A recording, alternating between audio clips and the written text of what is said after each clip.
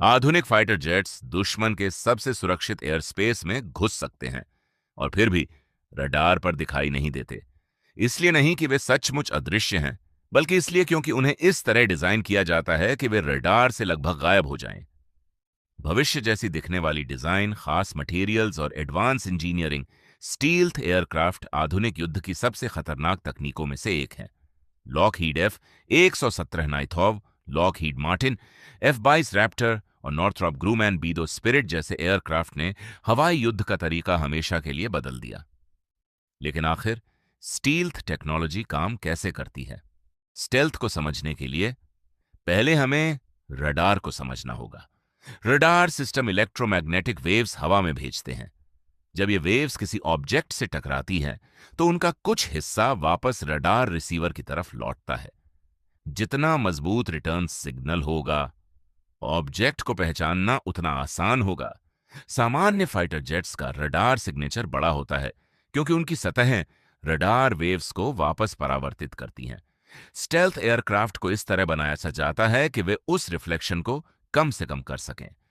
Stealth technology का सबसे बड़ा रहस्य है एयरक्राफ्ट का आकार।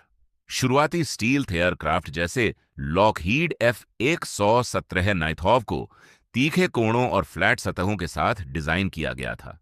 इनका काम था रडार वेव्स को अलग अलग दिशाओं में बिखेर देना, ताकि वे वापस रडार तक न पहुंच सकें। इससे एयरक्राफ्ट का रडार सिग्नेचर काफी कम हो जाता है।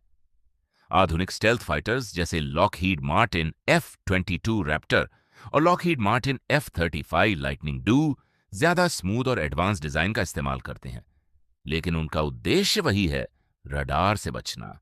यहां तक कि छोटी छोटी चीजें भी मायने रखती हैं।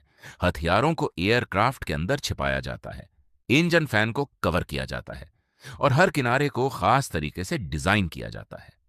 लेकिन सिर्फ शेप काफी नहीं होता।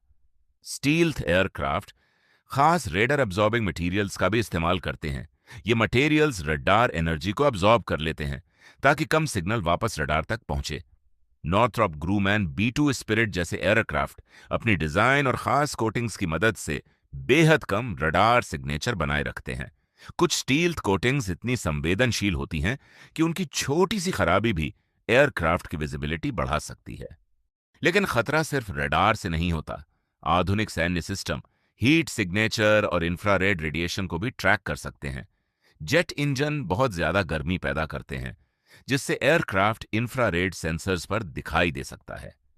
स्टेल्थ एयरक्राफ्ट इस हीट सिग्नेचर को कम करने के लिए एडवांस्ड एग्जॉस्ट सिस्टम्स और कूलिंग टेक्निक्स का इस्तेमाल करते हैं।